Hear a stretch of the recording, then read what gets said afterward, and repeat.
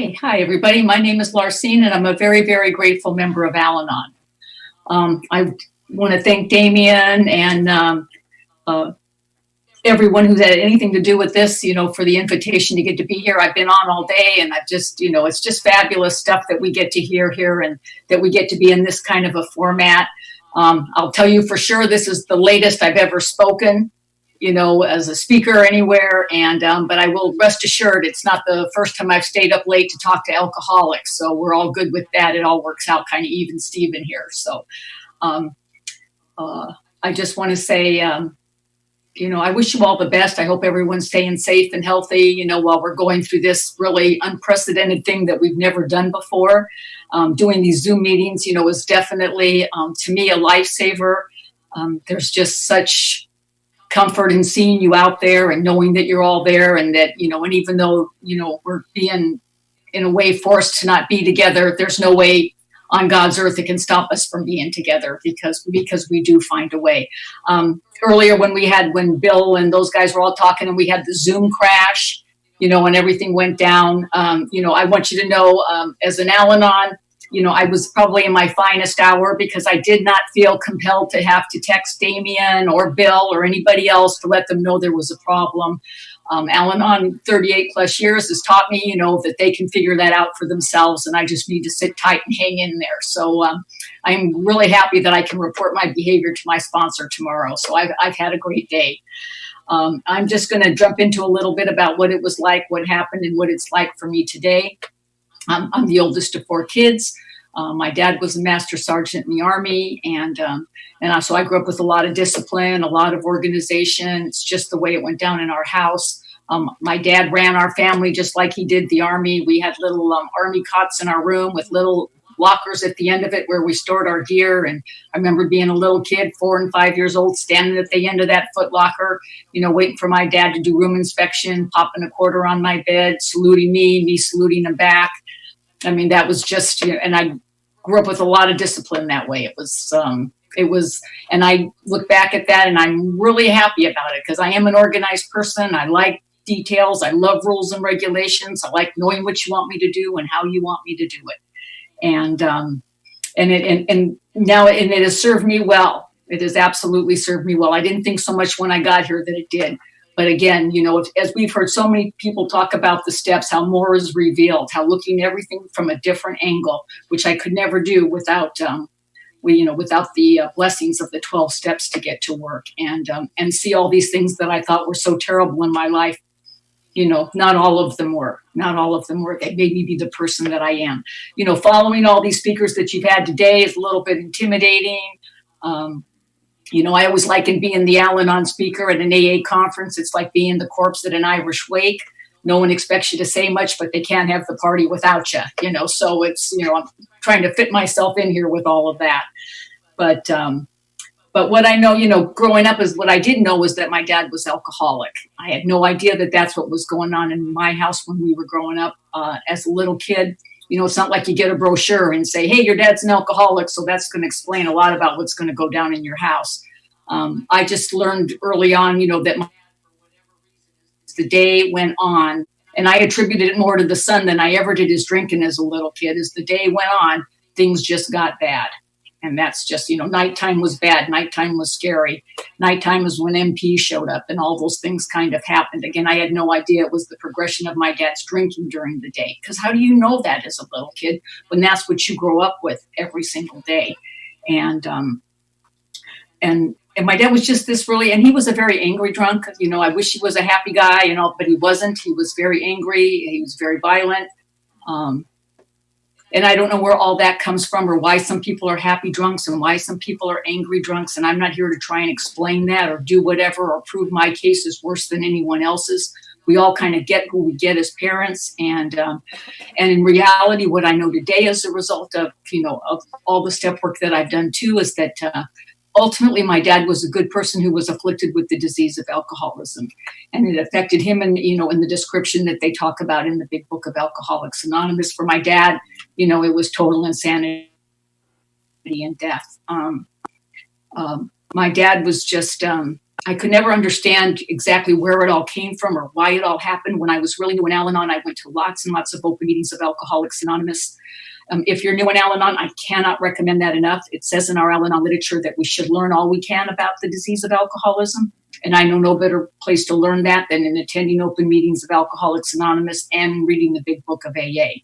And I remember being at one of those very first meetings, and the alcoholic that night, he shared about alcoholism, the family disease. That was his talk.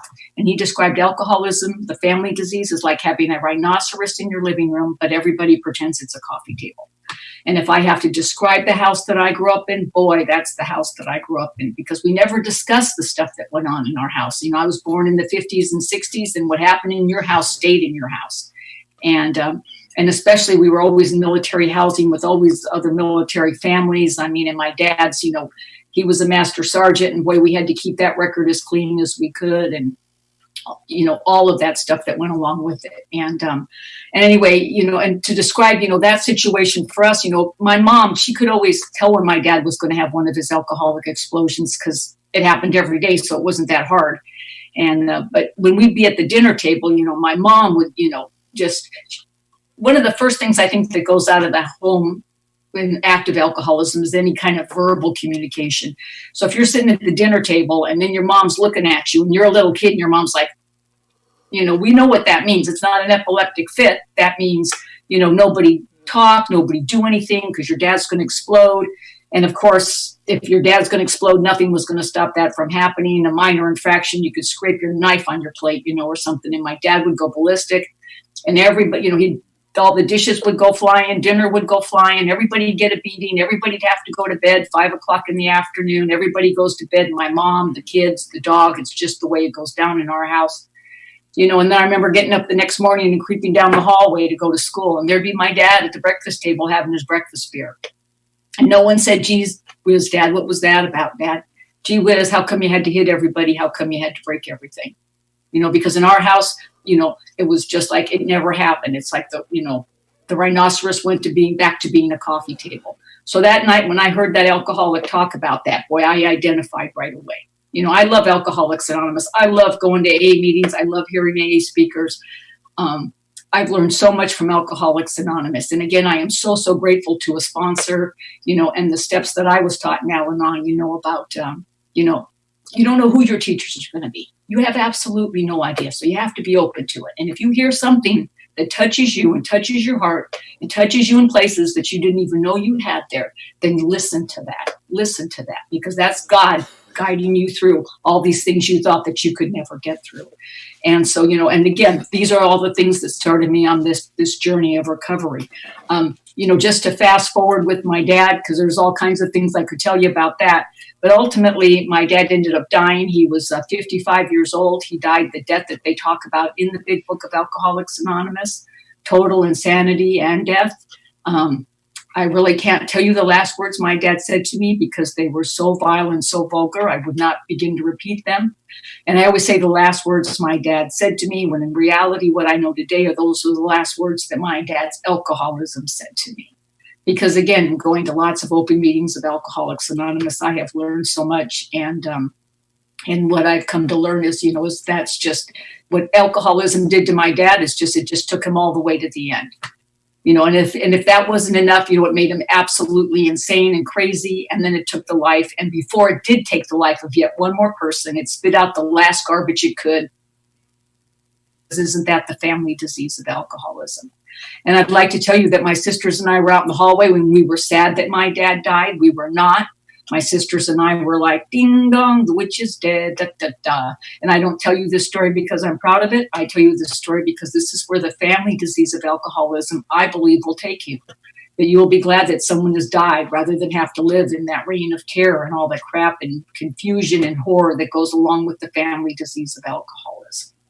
And what I believed that day, and I know what my sisters believed that day, was that the family disease of alcoholism was gone. I mean, or that the alcoholic was gone. And therefore, we were all going to be okay because now this, you know, what I've come to learn from that experience is all that happened that day was the alcoholic died. The alcoholism, the family disease of alcoholism was alive and well in me and my sisters. That was untouched by my father's death. And believe you me, no one was more shocked about that than me, because at that point I had been going to Al-Anon for a little bit. My dad died in 1981 of October. I started going to Al-Anon in June of 1981. So I'd only been going to Al-Anon but a few months. And so I wasn't anywhere close to loving and kind or forgiving. None of that was going on there. I was just going to Al-Anon, doing the deal. And a few months after my dad had died, and I was doing the steps. I was doing the stuff. I had a great, wonderful sponsor taking me through the deal here. But 3 or 4 months after my dad died, an incident happened, and I got really angry and pissy. And I don't know how you are, but when I'm really angry and pissy, I like to take that home and share it with my husband and my children and the people that I love and care about the most, because isn't that the family disease of alcoholism? And I did not want to be doing that. I'm going to the meetings. I mean, I'm at the meetings. I'm working the steps. I am serious about this stuff. And I don't want to be continuing this behavior, and I don't understand why I still am. And I remember going to my first sponsor that I had for the first 9 years. I was in Alanon until she passed away. My first sponsor, Jeannie, I remember going to her and telling her I'm doing this, and I don't understand. Why am I still doing this stuff? Why am I still yelling and screaming at my family? Why am I still so angry about when I think about things my dad did to me? And then I, and he's dead. He's not even here anymore. Why is that still bothering me? Just all the questions we ask ourselves over and over and over again, because again, how the family disease of alcoholism tries to keep a hold on me, keeping me living in those thoughts. And I remember her telling me, Larcine, you've done good work with the steps. You've done good inventory work on your dad. She goes, but I'm here to tell you that Al-Anon isn't about the problem. Al-Anon is about the solution. And she said, I'm going to give you an assignment and you're not going to like it. And she always prefaced it with, and you're not going to like it. Because I've never liked one weenie thing they have ever told me to do in Al-Anon, because it always seems so trite and so stupid. I come to Al-Anon with huge problems. And when I tell you my big problems, these are the answers I get from Al-Anon. Oh, easy does it. Let go and let God, one day at a time. And I'm like, really? Are you frigging kidding me? I have these huge things and you're telling me silly, stuff like that. When in reality, again, how I am affected by the disease of alcoholism and how it manifests itself through me, a family member, is that it always takes all my problems. And after you've been living in the disease of alcoholism for years and years, it just magnifies your problems. I can't even look at what is actually happening in my life anymore. Anything just slightly goes off kilter, and I'm a basket case, because I up it to the next level. I put a magnifying glass on it. This thing has happened, and now after this, then this, then this, then this, then this. And what happens is how I am affected by the family disease of alcoholism is I can take any problem, and when I magnify it under that glass of alcoholism, it becomes so insurmountable that I think there is no answer to this problem. And therefore I am paralyzed in fear. And therefore I stay angry and do all those character defects that I have developed that I think are protection for me. When in reality, all they keep doing is pushing me away from my higher power and from you guys. Because I'm so afraid to be hurt. I'm so afraid, always afraid. Fear is always the underlying thing for me. So she said she was going to give me this assignment. And this assignment is that whenever I thought about, anything my dad did to me and I'm here to tell you, I always tell alcoholics, if you've ever had a drunken father show up at a school function when you're getting an award, I am here to tell you that pitiful and incomprehensible demoralization isn't just reserved for the alcoholic. I mean, if you've ever had that stuff going on, then you kind of know the stuff that I'm talking about. And so she gave me this assignment, and the assignment was that I was to go home and I was to think about a good thing my dad had done for me. And my initial reaction is that there's absolutely positively no such thing. It's just, again, how I'm affected by the disease of alcoholism, because it is a disease of negativity, and that's what I lean in. But then again, I always have rationalizations and justifications to back up, everything I say. Because I told my sponsor, how am I supposed to think of a good thing my dad has done for me when the very first remembrance I have on the face of the planet is fear at my father's hands? But again, one thing I learned right out of the gate that I believe was God's grace for me is willingness. Because I remember being at those first Al-Anon meetings and hearing someone say, if you're not willing to do something different, how can you possibly expect anything to change? So I've always been willing, and I consider that's God's grace that I heard that, and it made sense to me, and I believed it. I believed it from the day I first came here, and I believe it to this day. You have to have some willingness if you want something to change. And I don't know how long it was, a week or two. And I remembered that my dad taught me how to drive. And if you're going to live in Southern California, an area, and marry an alcoholic of your own and track that sucker down, it's a skill you just got to have. It's just the way it is. And so I remember going to my sponsor thinking, she's not going to like this answer, but it was really and truly all that I had.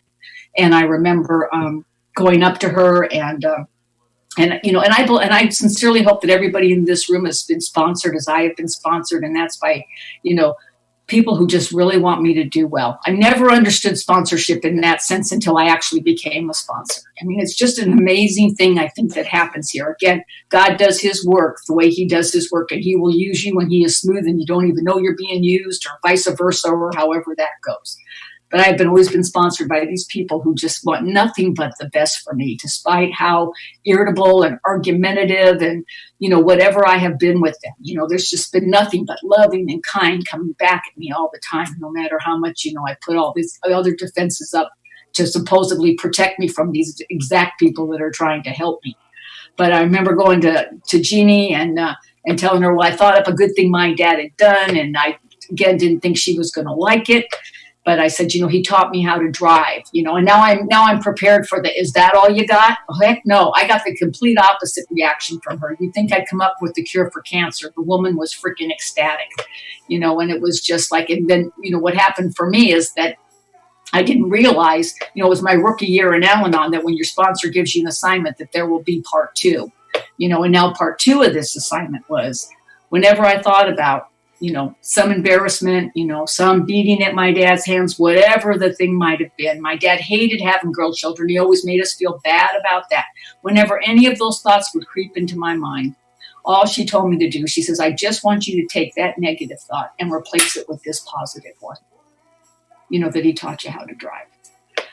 And again, she went on to explain to me, she said, your father died at a young age at 55 years old. He died with not only did he die drunk, he died with his children being grateful that he was dead. You're a parent and you have children.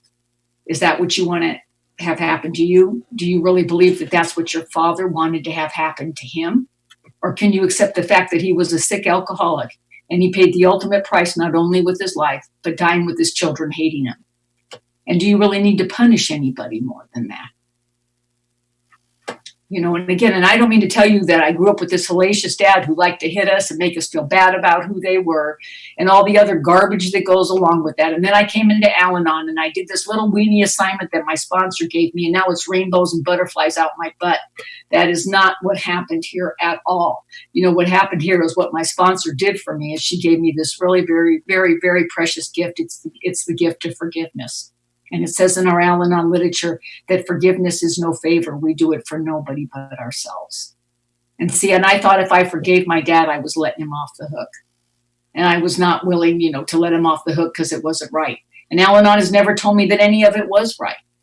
What Al-Anon has taught me through the process of working the steps and doing the inventory and looking at the character defects, and looking at where, all of that stuff goes on. Being able to look at it from that different perspective. No, I never thought about my dad, all of his children hating him, and it never even crossed my mind because he deserved it, and that's where the negative family disease of alcoholism wants to keep me, and all that hate, all that anger, all that stuff that keeps me out of the light of the spirit.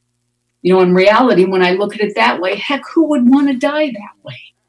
Who would actually want to die that way? And so I've had this, just absolutely, and it was a phenomenal change for me to be able to look at it from that perspective. And today when I think about my dad, there's no more fear. There's no more about things. There is for sure, because, one of the things into the acceptance of all of that is the acceptance that, my dad's not going to get sober and we're not going to have this wonderful Christmas and blah, blah, blah, blah, blah, because that's the dream thing. Because I see that happen in other families in Alcoholics Anonymous. That's not what's necessarily going to happen in mine. But I'm here to tell you the forgiveness gift is as big as anything else that goes on in your life. And to be able to get to that part. Because in our Al-Anon literature, in the How Al-Anon Works book, there's this wonderful page and a half on forgiveness. And there's a line in there that says, forgiveness is no favor. We do it for nobody but ourselves. And that's really, really, because in forgiving my dad, what I did is I let my life move on. I get the shot at a good life. And if I tell you one thing tonight, I'm going to tell you that that's what Al-Anon does for me day after day after day, is it gives me the opportunity to have a shot at a good life. But I'm the one that's got to take the shot. And so it continually gives me all these opportunities, these steps, all, the slogans, all the things that we have, their sponsorship, all the friends that we get in the program, all the speakers that you get to hear talk to you today, about their experience. It's all about hope. I tell people in Al-Anon, we have so much hope. We have it by the bucketful. Take all you need. There's absolutely no lack of it whatsoever. So anyway, when I was 17, I met my husband. I should have known there was something really wrong with him because my dad liked him right away, and that had never, ever happened. It was really hard to date in my house because my dad had a lot of rules and regulations about dating. And plus, you got to remember, my dad is pretty much, drunk most of the time. He's meeting these little weenie boys we're bringing home. And my dad's a very intimidating guy. He's over 6 foot tall. He had one eyebrow he could raise 6 inches off of this side of his face. So he just looked like the devil himself standing there. And we'd bring these little weenie boys home to meet my dad. And my dad would stand over them. And, and he's an ex-master sergeant. And I'm here to tell you that voice never, ever goes away. And he would stand over these little weenie boys and he would, ask them the questions. Where are you going? When are you going to be back? And then he would tell them what he would do to them if we were not returned in the virginal condition of which we left the house in the first place. So it's very intimidating to these poor little weenie guys that we were dating, and the fact that my dad always had a gun or a hand grenade in his hand never helped matters either. But again, growing up with alcoholism, that was my dad, and when you grow up with that every day, you think someone with a gun or a hand grenade, but when you grow up with that every day, again, how I am affected by the disease of alcoholism is that just becomes normal behavior. It's normal behavior in an alcoholic home. And you get desensitized to that. It's just what my dad does. I liken growing up in an alcoholic home is like having a bowl of crap in front of you. Now, I don't think there's anybody in this room that'll sit down and eat a bowl of crap in one sitting. But I'm here to tell you, from my experience, I'll choke down a teaspoon every day if it'll just make it be quiet. And that's again, how we become sick too. It says in the Al-Anon literature, when every good sense tells you there's something wrong with the alcoholic's drinking and thinking, you still hide how you feel and what you know. Because in order for me to live in this family and exist in this family, I have to rationalize and justify my dad's behavior. I have to make it be okay so it's okay for me to be there. Just how the family disease of alcoholism works. But anyway, when I was 17, I met my husband, and like I said, my dad liked him right away, so that should have been a clue to me that there was something wrong with him, but that went right over my head. And I remember going out on this date with him, and then we went on a bowling date, and then after that, we were going to go back to his house, and my husband was divorced, and and had a child. I was 17, he was 24, and and the fact that he was back living with his mom and dad should have been a clue to me that there was something wrong with him. But I remember going back to his house, and we stopped at a liquor store, and he'd asked me what I wanted to drink. And, and I'm a rule and regulation person. I'm 17 years old. There are rules and regulations in the state of California. And I proceeded to tell him what the drinking laws were, and that I was 17 and I was an underage minor buddy. And I know he heard that day what he still hears to this day when he doesn't want to hear what I'm saying. He heard blah, blah, blah, blah, blah, blah. And he went in and got a gallon of Red Mountain wine, if nothing else, to impress me with his wine knowledge. What do I know about wine? And we went back to this house and we're drinking this. And anyway, we were playing this game. It's called Pass Out. I don't know if you guys have ever heard of it or not, but it's a legitimate game. You can still get it on eBay. It's a drinking game. Now, I don't drink because it's against the law for me to drink. But there's another rule that I must obey, and that's I have to win every game I play, okay? Because that's how I've been raised in the Army. You must win. You will be victorious. There is no such thing as surrender. You will be victorious. If you have to cheat, lie, steal, it doesn't matter. You will come up on top. So we're playing this drinking game. And so I don't know what I had, maybe a half a glass of the game. That's what that was all about. And then, and guess who drank all the rest of the wine? And I'm going to tell you what I remember about that night to this is what a great time I had. To this day, I still remember how much fun I had because he was so funny. I was so at ease. I had such a great time. But I want you to know at this point, I had a list in my head about what my life was going to be like. I couldn't wait to get the hell out of that house I was living in. You could cut the hate in my house between my mom and dad with a knife. And boy, I can't wait to get out of there, and I'm going to get married, and I'm going to marry somebody who loves me and who I love, and we're going to have nothing but all girl children, and he's only going to want girl children, and he's not going to be a drinker, because I'm 17 now. I know that part of my dad's problem is the fact that he is just a mean drunk, and I'm not going to have that go on in my new life whenever that shows up. But yet here I am on this date, and this guy's drunk, and I cannot wait. I cannot wait to go out with him. And this is where I will stand toe-to-toe with any alcoholic in my ability to rationalize and justify what I want and how I want it. Because, again, it doesn't take me long. I call it information from nowhere. It's still pretty much how I act a lot today. It's just, I just think crap up. I just do. I just floating up here, and the universe lands here, becomes fact for me, and I act upon it. And I don't ask anybody nothing. I just figure it out for myself. And that day, now here we are. I really want to go out with this guy, but he's a drinker. It's number one on my list, no drinking. How can I go out with him again? And again, this information just lands in my head because I instantly figure out, when my dad is drunk, he wants to hit you and yell at you and make you feel bad about who you are. When my husband's drinking, he just wants to hug you and kiss you and tell you how pretty you are. Now, I don't know about you guys, but I can work with that, okay? That's got the potential that all us Al-Anons can only see in the alcoholics out there. I mean, that's what we could see, and so I could work with that. And so we started going out exclusively from that point on.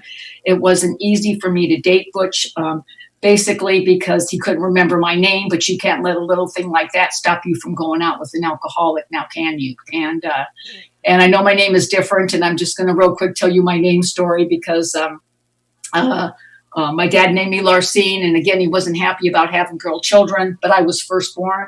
So he said he was really, the story he would always tell me is, when you were born, I wanted you to be a boy so bad, and I was going to name you after me. And then you were born, and I was so disappointed that you weren't a boy.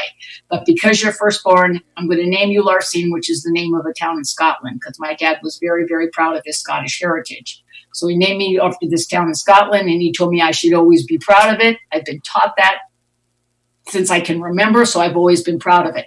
Fast forward, my dad's dead.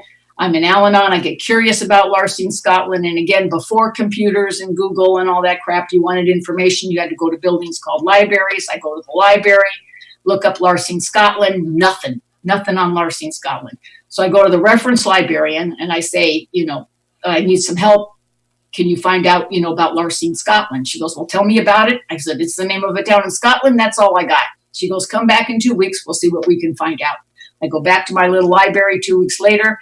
The reference librarian says we could find nothing. There's no such place as Larcine, Scotland. Well, I am pissed off, boy. I've gone through this whole freaking forgiveness exercise in Al-Anon with my dad, and here he is stabbing me from the freaking grave, and I am so angry. And then we have this friend in AA, and he tells me, he goes every year to Scotland to go golf. He goes, well, Scotland's a really old country. Maybe there was Larcine, Scotland like thousands of years ago. Let me ask my friends in Scotland before you go whack-a-doodle.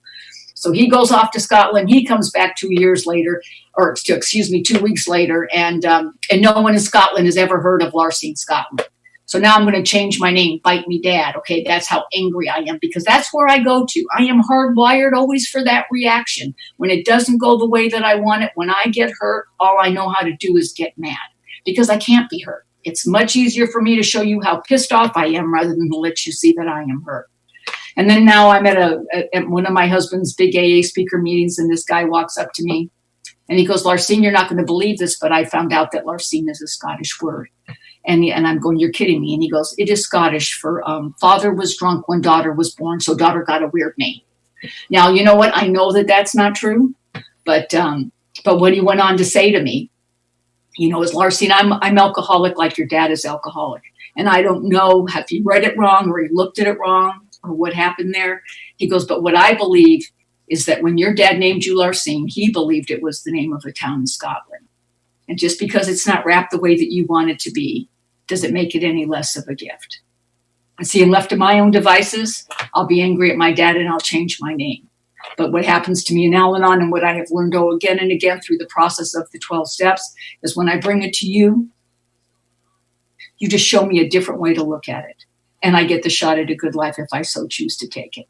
You know, because I remember going home that night and thinking about it and talking to my God about it. And I really couldn't believe that my dad would go to all that trouble to name me Larcine just so he could hurt me X amount of years later when I found out that it meant nothing.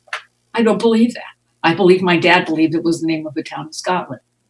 And I am so grateful for that. Now I have Larcine on my license plate. And a few years back, my husband got me license plate holders that say it's the name of a town in Scotland.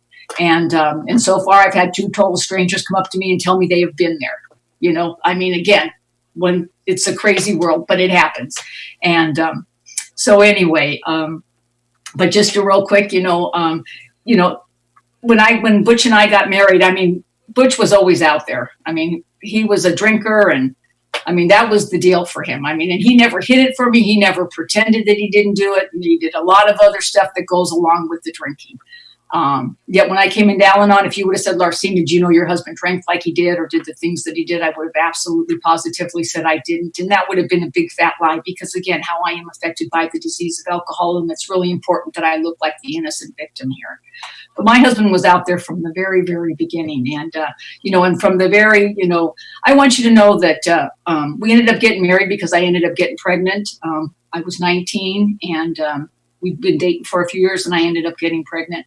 And I want you to know that Butch and I got married in church and we got married in front of a minister. And I want you to know the driving force behind us getting married was absolutely the birth of that child. But I want you to know that when Butch and I got married in that church, that he was sober that day and I loved him and I believed he loved me. And we were as sincere as any 2 people are when they get married. We wanted to love and cherish each other and take care of each other. But I'm here to tell you what we didn't know was that the day that we got married, not only did Butch and Larcine get married, but also the family disease of alcoholism was right there with us. We just didn't know it. Just didn't have any idea.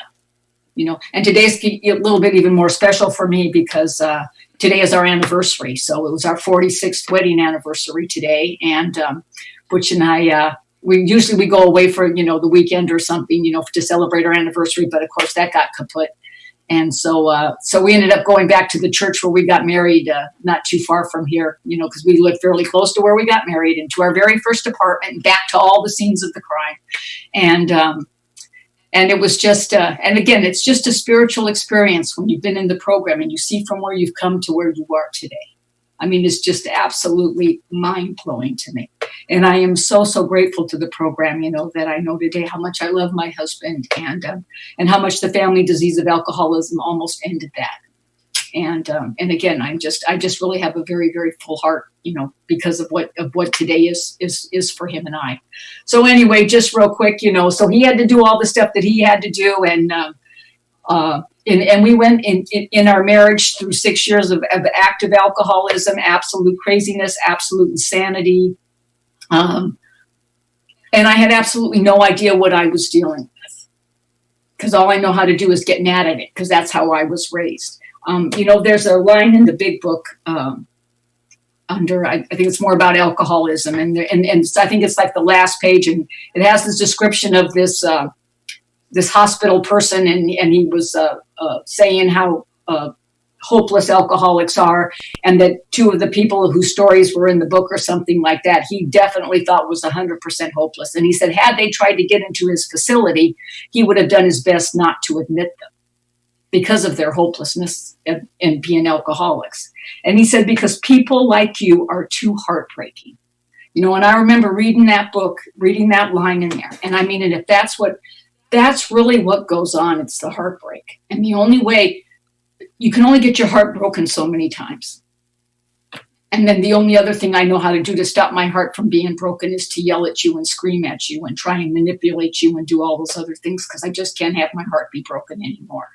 Because there's so many promises and so many things and I don't understand why.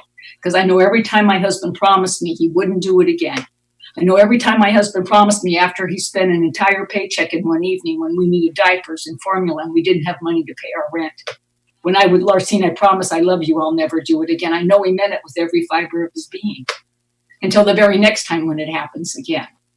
And again, as the non-drinking people, I don't understand because you're so sure, again, as so many speakers have said, I've been told all my life, if you work towards this, if this is what you want, if you love somebody enough, blah, blah, blah, blah, blah. But all of that does not work against the family disease of alcoholism. It just doesn't. I'm here to tell you, if loving could fix alcoholics, none of us would need Alcoholics Anonymous or Al-Anon right now.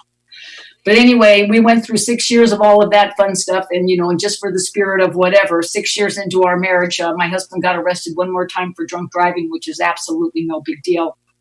And because he'd been arrested many, many times for drunk driving, because this is back in the 70s, and you get arrested, you pay a lawyer $500, you're off and you're out. And somewhere in all that craziness, I had gone to an Al-Anon meeting. But when I sat at that Al-Anon meeting, I was only interested in how to get him sober, and they were not telling me that at that meeting. Yet when I was sitting in that front row, what they were saying is, Larcine, do you want your life to be different? Yes, I want my life to be different. Larcine, what are you willing to do about it? Nothing, because it's not my fault. You fix him, I'll be okay. And again, the lie that I grew up in the family disease of alcoholism is that it's your fault, your problem. You fix you, and that'll fix me. And then, like I say, fast forward, my husband ends up getting sober, and and it's all, wonderful, and all this other stuff is going on. And you know how you guys are when you first get sober. I mean, oh my gosh, it's almost incredible to me. It's just like you're Superman, give me the checkbook, and all this other kind of stuff. And I'm going to AA meetings with my husband, and it's just all a big blur to me, because when my husband got sober, they didn't do nothing about family, nothing. They said I should go to an AA Al-Anon meeting. So I went back to that meeting that I'd been to, that maybe a year before, when my husband was still drinking. And when I got to that meeting, I raised my hand and I said, I was here a year ago and I asked you how to get my husband sober, and you didn't tell me, and I'm not going to tell you how I got him sober now. And do you know what they said to me? They said, keep coming back. Because I'm here to tell you, whether you're at an AA meeting or an Al-Anon meeting, when they tell you to keep coming back, it is said because you said the most asinine BS crapola, it's your only hope. That's the only thing they can do for you till your head pops out of your butt. And that's exactly what was going on for me, because I really believe once my husband got sober, that would fix me. And then 2 years into his sobriety, I'm here to tell you, I was a nutcase. I was as angry as I have ever been in my life. And my husband was good sober. I mean, when I say good sober, I mean, he wasn't just, staying sober. He was working. He was being the best husband he knew how to be. He was being the best dad he knew how to be. He was bringing that program home and working it, despite how angry I was, despite how argumentative was, despite how much crap I gave him about going to AA meetings, because I don't understand. I used to go with him to AA meetings just to make sure he heard what he was supposed to hear. And I used to be paranoid to go to AA meetings, because I would say to my husband, how are they going to know I'm not an alcoholic? I don't know why that freaked me out, but it did. And he would take my hand and pat it and says, don't worry, they'll know. I didn't realize, I thought he was being complimentary. Apparently not. And apparently you did. But I'm here to tell you, as angry as I went to those AA meetings, as much as I didn't understand, I was always made to feel welcome at Alcoholics Anonymous. I never left that meeting ever feeling like you were judging me or looking at me or giving me any kind of crap. And I am so grateful to Alcoholics Anonymous for that. I truly, truly am, because I knew my husband was where he needed to be. And 2 years into his sobriety, I came back to Alanon, for me, not to get him sober or keep him sober. I came because I was just absolutely, positively sick and tired of being sick and tired. And, and I am, a rule follower. I just jumped right in there and, and I got a sponsor right away, started working the steps right away, and doing all the things that I've been taught to do here. When I was about 7 years or so into Al-Anon, I come home and now we have two little boys, and they're not so little, but Earl is 12 years old, and I come home from an Al-Anon meeting, and my husband tells me that Earl has dropped acid. He's 12 years old, and I am freaking out. And my husband's like, "Oh, it's okay, it's all right, don't worry." I've given him some milk, and he's listening to Mozart, which is apparently, I guess, what you're supposed to do. I don't know any about this kind of crap. But of course I'm not going to let him do that. He's 12 years old. I'm his mother, so I'm in the bedroom with him, and he's on his very first acid trip. And the way he tells the story today is apparently having your mother in your face when you're on your very first acid trip is not a lot of fun, because I guess all he says, my head was just this giant balloon that was just bouncing over him all night long. And he keeps asking me when I'm going to make amends for that. And I'm going to tell everybody right here, never. That was just not a fun ride for me. And, and so I had to go through this thing with my kid, from 12 years old. And he had a really rough road to go. I mean, he just really, really did. And I struggled with it. And I'm not going to tell you that it was pretty, even though I was going to Al-Anon and doing the deal. It's just kind of, it was the hardest time of my life. And maybe 3 years into his, I had to return myself into Al-Anon because one more time I was trying to manipulate and control and fix the kid. It's not about fixing, it's about how it affects me. Because I'll tell you how concerned I am about this kid and this kid's life. But if I really want to get down to the layers and I'm really doing the step work, what I get to find out is my most terrifying thing is what will happen to me if something happens to him. I don't know what I would do. I don't know what I would do. And but what I got to learn in Al-Anon is unconditional love. And my sponsor made me look up unconditional, and you know what it says? No conditions. And what that means is that there's nothing that kid can do that can make me not love him. But unacceptable behavior is unacceptable behavior. So I got to turn that kid over. And that's just what I ended up having to do on a daily basis. When he ended up having to leave our home because of all the stuff that was going on. And he just had a rough road to go. But when he would come home, he knew that he would have to be sober to come into our house. And so, and sometimes he could stay all day and sometimes he couldn't stay very long. But my husband and I got to tell him all the time is that we loved him and we cared about him and that he knew where there was help when he needed to get it. And I'm happy to tell you, when he was 36 years old, he turned himself into Alcoholics Anonymous, and he's been sober. He's going to come up on 7 years in August. And I am so, so grateful again, one more time to AA, for my son's sobriety. But, to all the parents that have kids out there that are still doing the deal here, my son didn't get sober because I'm in Al-Anon and my husband's in Alcoholics Anonymous or whatever, you think is supposed to happen or how my son got sober for one reason and one reason only. And for the same reason I'm in Al-Anon, for the same reason that I believe my husband's in Alcoholics Anonymous, and for the same reason that you guys are all in the rooms that you are in.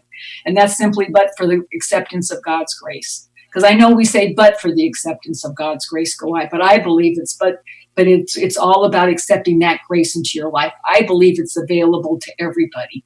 But the individual journey that you have to take has to be the acceptance of that grace into your life. When I accept God's grace into my life, then I just know no matter what's going on, God is there. Through all of this stuff and the self-isolation and all this other thing that we have to do, God is in the big picture. He is there. He's always there. He's always my touchstone, whether it's good or it's bad or it's this or it's that. Because through the seemingly bad, many, many things, good come out. And that's what I am grateful for, because over and over again, when I practice these principles in my life, I get the shot at a good life. But it's my deal to take that shot. I get to have a relationship with a child, whether he's drinking or sober.